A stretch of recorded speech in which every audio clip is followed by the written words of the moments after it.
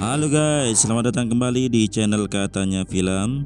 Tidak lupa Mimin doakan semoga kita semua selalu diberikan kesehatan dan dimudahkan segala urusannya ya.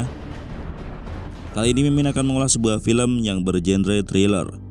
Film ini diangkat dari sebuah novel dengan judul yang sama dan merupakan film remake dari film sebelumnya pada tahun 2011 silam dengan bahasa Jerman.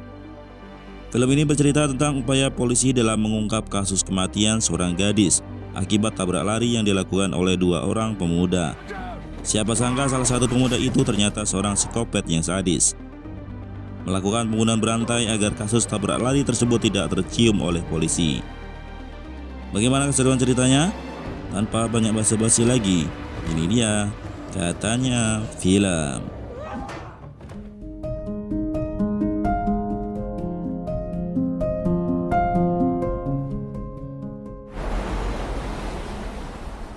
Di awal film memperlihatkan seorang lelaki bernama David tengah berada di sebuah bandara. Ia baru datang ke Latvia untuk bekerja sebagai jurnalis. Ia disambut oleh rekannya yang bernama Grant. David menempati sebuah rumah sekaligus memakai mobil milik Grant tersebut.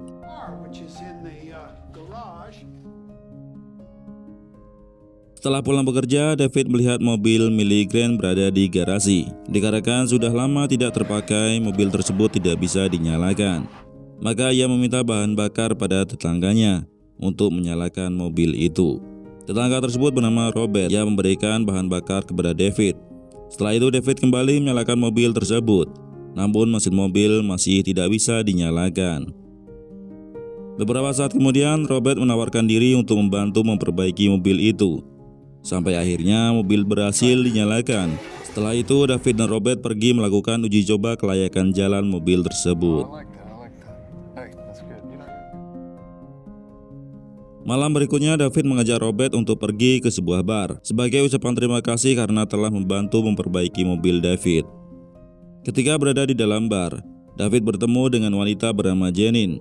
Setelah bertukar nomor satu sama lain, Janine pulang terlebih dahulu. Kemudian David bersama Robert pulang ke rumah dalam keadaan setengah mabuk. Saat dalam perjalanan, mereka sambil memperbaiki tombol radio yang rusak.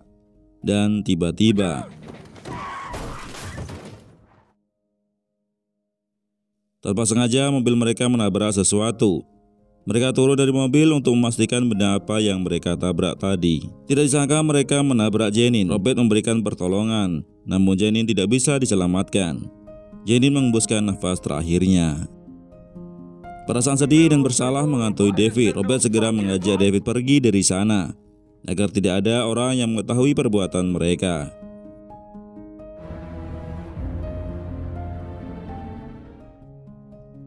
Pada pagi harinya, David ingin menyerahkan diri ke kantor polisi, namun dihalang-halangi oleh Robert. Robert meyakinkan David kalau semuanya akan baik-baik saja. Setelah itu, Robert pergi ke sebuah rumah yang berdekatan dengan lokasi kecelakaan. Terlihat beberapa polisi melakukan olah TKP. Robert hanya ingin memastikan apakah pemilik rumah itu mengetahui kecelakaan atau tidak. Pemilik rumah itu bernama Nyonya Petrov. Nyonya Petrov mengatakan kalau dirinya hanya bergadang semalaman karena mendengar suara bising di dekat rumahnya. Selang beberapa saat kemudian, seorang petugas mencari Nyonya Petrov untuk diinterogasi. Namun Robert membohongi petugas itu. Ia mengatakan kalau Nyonya Petrov sedang istirahat. Di sisi lain, David ditugaskan oleh Grant untuk meliput kasus tabrak lari ini yang menewaskan seorang gadis, supaya David menghadiri konferensi pers yang dilakukan oleh polisi. Di sana David bertemu dengan seorang wanita bernama Vanessa yang merupakan kakaknya Janine. Vanessa meminta bantuan David agar menulis berita ini di artikelnya karena ia merasa polisi sangat lamban mengungkap siapa pelaku sebenarnya. Di tempat yang berbeda tanpa sepengetahuan David, Robert menghilangkan barang bukti dengan menenggelamkan mobil David ke sebuah danau. Lalu mereka akan membuat laporan kehilangan. Mobil David telah dicuri pada saat mereka pergi ke bar, lalu pulang ke rumah dengan menggunakan tram. And took a tram at 12:30. We have to protect Selanjutnya Robert mengajak David pergi memancing di sebuah danau, hanya untuk menenangkan pikiran David agar tidak menimbulkan kecurigaan. Seperti rencana sebelumnya, David melaporkan pencurian mobilnya pada polisi. Beberapa saat kemudian, Vanessa kembali menemui David. Mereka menganalisa bagaimana kecelakaan itu bisa terjadi. Namun David menyarankan Vanessa agar menunggu polisi yang menyelesaikan kasus ini.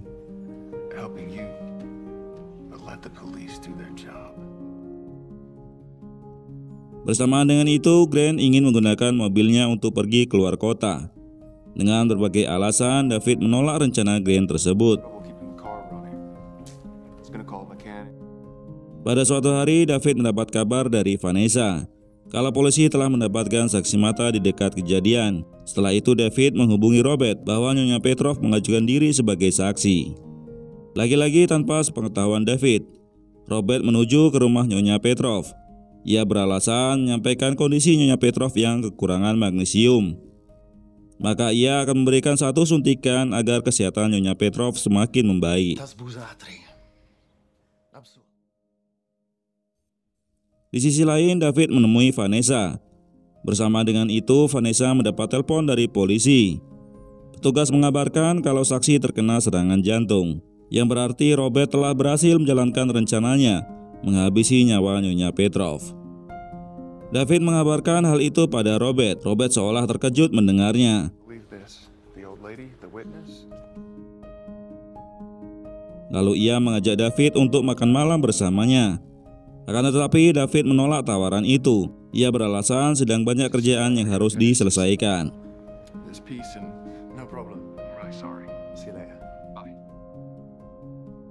Setelah itu Robert mengantar masakannya ke kantor David. Di sana ia bertemu dengan Grant. Grant mengatakan kalau David sedang pergi makan malam. Di sini Robert terlihat kecewa. Perhatian yang dimiliki Robert lebih dari sekedar pertemanan biasa.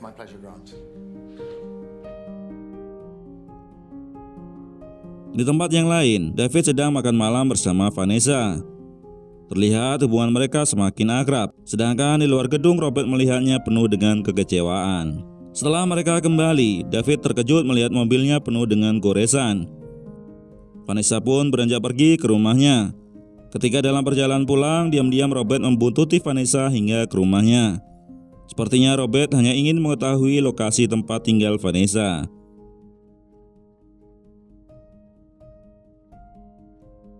Pada malam berikutnya, Vanessa datang menemui David kembali setelah berkeluh kesah tentang hubungannya dengan Janine.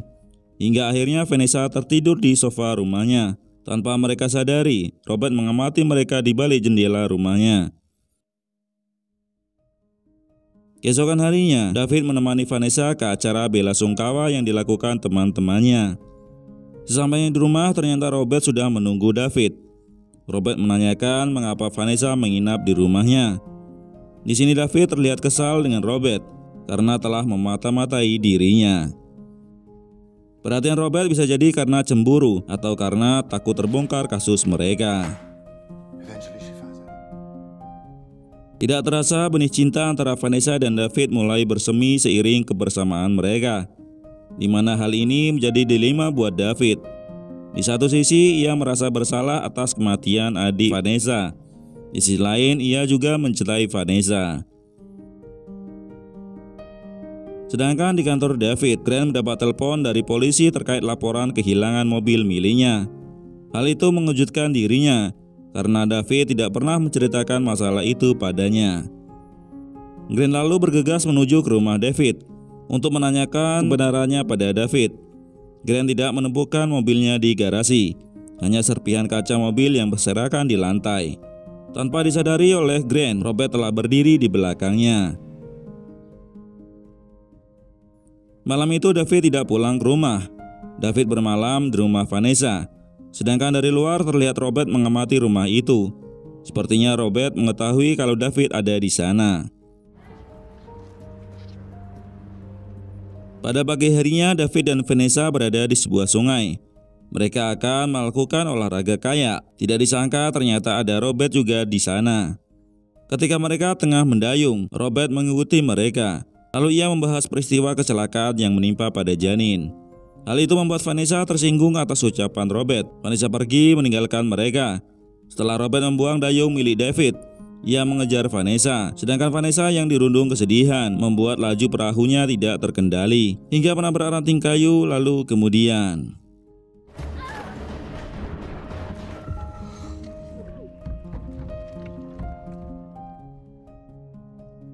Robert yang melihat Vanessa tenggelam hanya membiarkannya saja. Beruntung David bisa menyelamatkannya. Setelah kejadian itu membuat konflik baru antara Robert dan David, sehingga menjadikan hubungan pertemanan mereka semakin renggang.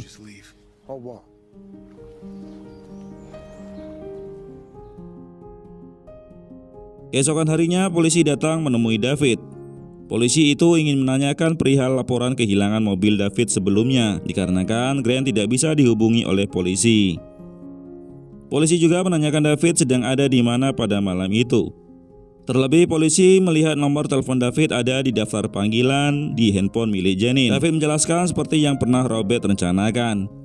Ketika di bar, ia bertemu dengan seorang wanita. Tapi David tidak menyadari kalau wanita itu adalah Janine. Lalu ia pulang dengan menggunakan tram. Mendengar hal itu membuat Vanessa kecewa sekaligus mulai curiga dengan David. Lalu kemudian David memastikan Robert mengatakan hal yang sama kepada petugas, seperti yang David katakan ke polisi sebelumnya.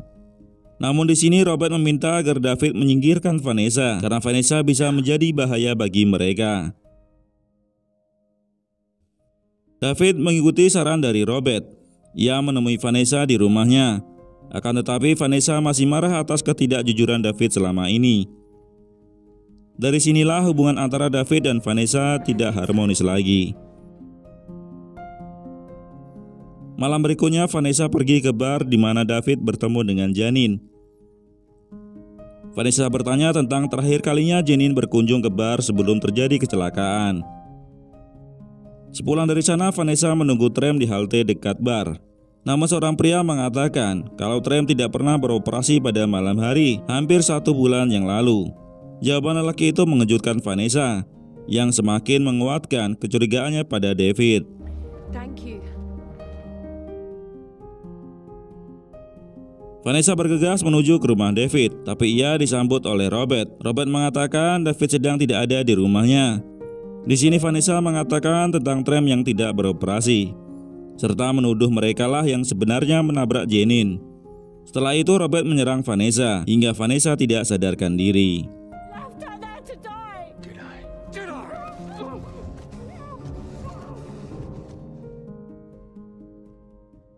Beberapa saat kemudian David kembali ke rumahnya. Ia dikejutkan ketika melihat Robert telah berada di dalam rumah. Robert memberikan tiket untuk berlibur. Namun David menolak ajakan Robert tersebut mengingat masalah yang sedang mereka hadapi saat ini belum ada titik terang sama sekali. Dengan penuh amarah David menyuruh Robert keluar dari rumahnya. Setelah kepergian Robert, David menghubungi Vanessa. Namun handphone Vanessa telah berada di tangan Robert.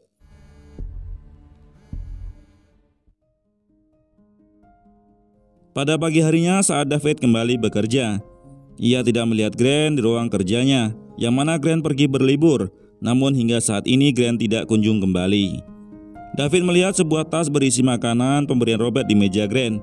Di sini David menaruh curiga pada Robert. Sedangkan Robert berada di sebuah taman. Ia meminjam ponsel orang lain untuk menelpon panggilan darurat. Setelahnya polisi berada di danau, lalu mengangkat mobil dan juga mayat Grant yang terbungkus plastik. David mendapat telepon dari Robert yang menggunakan handphone milik Vanessa. Robert mengatakan kalau Vanessa kini bersamanya akan pergi memancing. Tanpa berpikir lama, David segera menuju ke danau di mana ia pernah memancing sebelumnya. Sementara itu di sebuah gudang di dekat danau, terlihat Vanessa dengan tangan dan kaki terikat disandra oleh Robert. Di sini Robert bercerita apa yang sebenarnya terjadi, bahwa pada malam itu Janine masih hidup. Namun dengan sengaja ia meyakinkan David kalau Janine telah tewas, supaya David terjebak di sebuah kasus, sehingga ia bisa lebih dekat dengan David. Dan Robert bisa merasakan bagaimana rasanya mempunyai saudara laki-laki. Lalu kemudian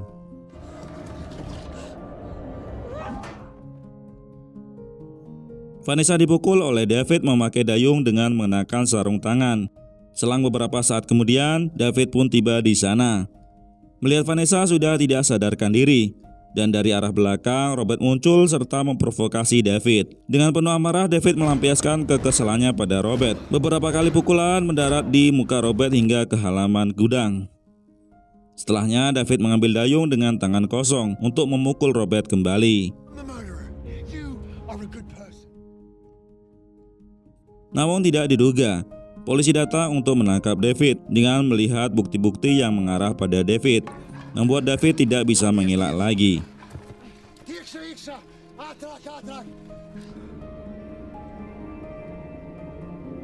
Petugas medis segera memberikan pertolongan pada Vanessa yang sudah tidak ada lagi detak jantungnya. Hingga akhirnya polisi mengatakan pada Robert kalau Vanessa berhasil diselamatkan. Hal itu justru menjadikan Robert sedikit khawatir, dikarenakan setelah Vanessa nanti pulih kembali, maka akan mengungkap fakta yang sebenarnya. Dan masalah ini akan berbalik pada Robert sendiri. Oleh karena itu, Robert mengambil keputusan untuk mengakhiri hidupnya. Ia mengikat kakinya di jangkar perahu hingga membuat dirinya tenggelam ke dasar danau, dan film pun berakhir. Terima kasih sudah menonton sampai habis. Mohon maaf jika ada salah kata dalam penyampaian. Sampai jumpa di video lainnya.